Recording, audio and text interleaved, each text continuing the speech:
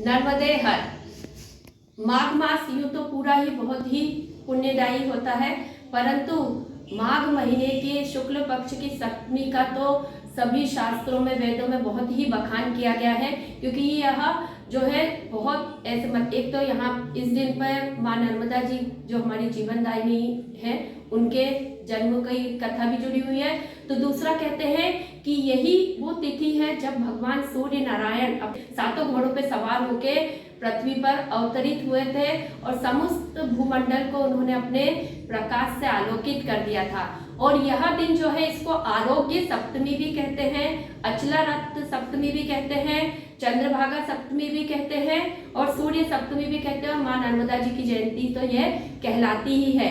तो आज के दिन में क्योंकि ये आरोग्य से जुड़ी हुई आरोग्य सप्तमी है, तो हमें इसके महत्व को जानने की बहुत ज्यादा आवश्यकता है कि किस तरीके से यह तिथि जो है आरोग्य से जुड़ी हुई है, योग से जुड़ी हुई है। क्योंकि सूर्य स्नान करना हो, सूर्य की किरणों में बैठ के स्नान करना हो या सूर्य की चिकित्सा लेना हो, ये हमें सभी तरीके के त्वचा संबंधी रोगों से, नेत्र संबंधी रोगों से, रीढ़ के रोगों से, हड्डियों अस्थियों में जो भी हमारी समस्या है, जोड़ों के दर्दों से, सबसे हमको जो है मुक्त करती है।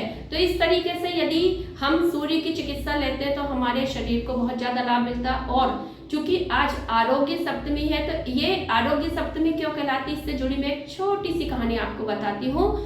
भगवान श्री कृष्ण जी के पुत्र सांब को अपने रूप, सौंदर्य और अपने बल के ऊपर बहुत अभिमान हो गया था और इसकी वजह से वो नैतिक शिष्टाचार भी भूल बैठे थे।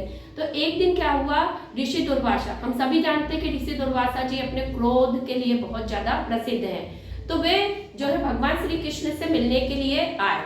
तो सांब ने उनको देखा, क्योंकि उस समय वो बहुत एक लंबी दीर्घ तपस्या के बाद आए, तो शरीर जो है उनका एकदम दुर्बल, कमजोर हो रहा था, कृशकाय हो रहा था।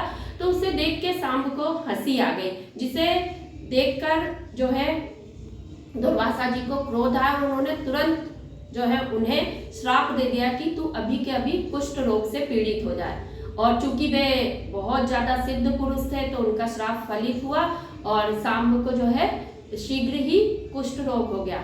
अब जब वो कुष्ठ रोग से हो गए तो उनका सौंदर्य भी चला गया, अभिमान भी चला गया। और उनकी यह दशा देखकर श्री कृष्ण ने उनको उपाय बताया कि अब तुम भगवान आदित्य की जो है उपासना करो, आराधना करो, सूर्य चिकित्सा करो, तो तुम्हें जो है लाभ मिलेगा। उन्होंने किया तो ये कथा जो है इस दिन से जुड़ गई है, इसलिए ये आरोग्य सप्तमी भी कहलाती है।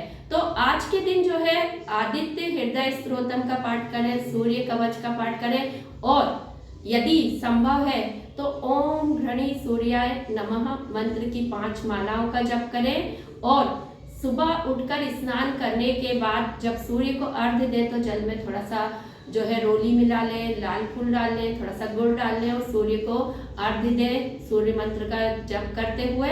और इसके साथ ही यदि आप अपने आप को पूरे साल भर निरोगी स्वस्थ बनाए रखना चाहते हैं तो 12 सूर्य नमस्कार लगा लें और 12 सूर्य के मंत्रों का भी जाप कर लें। तो इस तरीके से आज के दिन से जो इतनी सारी चीजें जुड़ गई हैं, इन सब का हमें अवश्य लाभ लेना चाहिए, क्योंकि ये तिथि साल में एक बार आती है। तो सभी को मैं नर्मदा जयंती और सूर्य अचला रक्त सप्तमी की शुभकामनाएं देती हूँ और कामना करती हूँ कि सभी स्वस्थ रहे, निरोगी रहे। धन्यवाद।